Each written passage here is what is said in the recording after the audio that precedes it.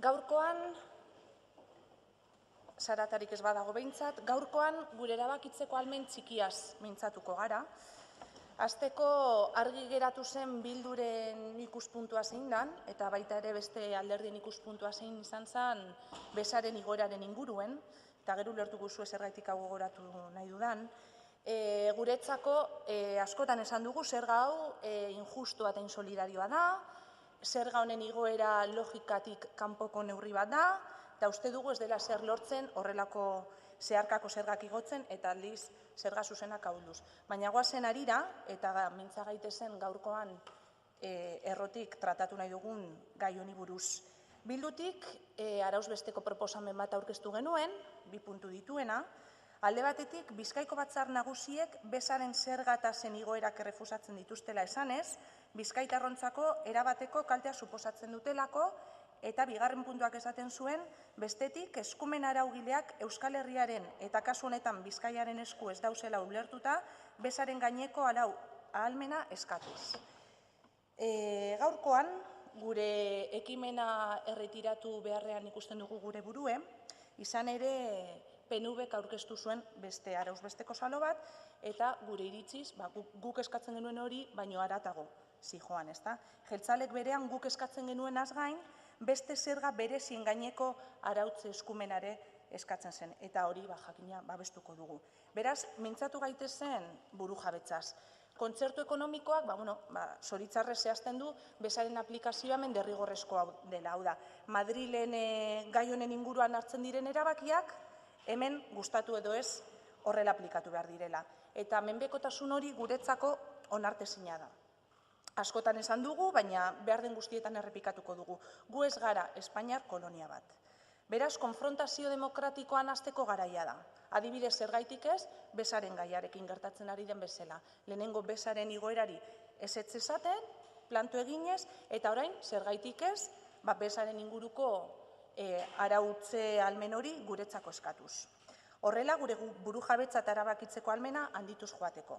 Urkulluk esan zuen behin, kontzertu ekonomikoa erreformatu beharra dagoela, besteak beste, bezari buruzko arautze ahalmen hori gugan etor zedin.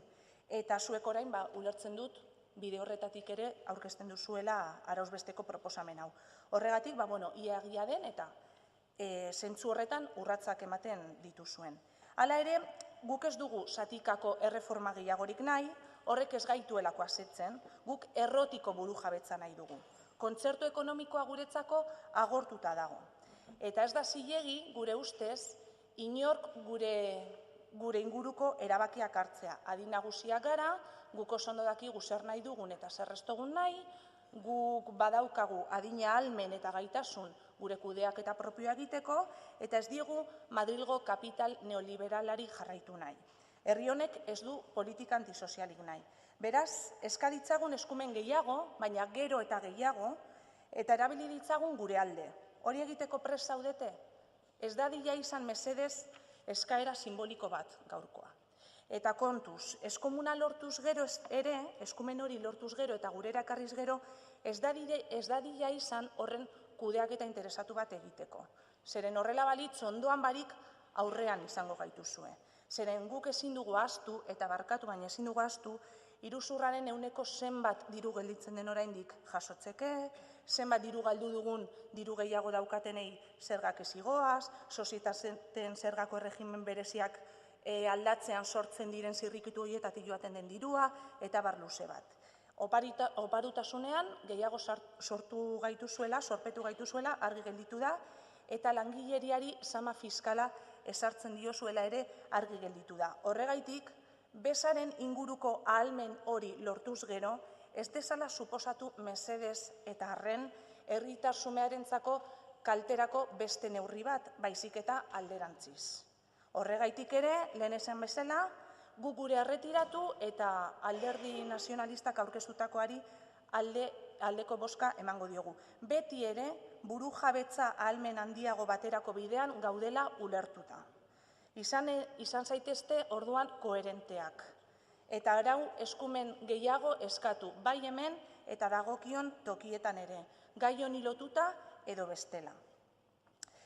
Beraz, estrategia ederra daukagu aurrean, ez dadila bezaren inguruko arautzeko eskumen bakar honetan geratu, eskura dezagun burujabetza ekonomikoa behingoz, danon artean, eskerrik asko.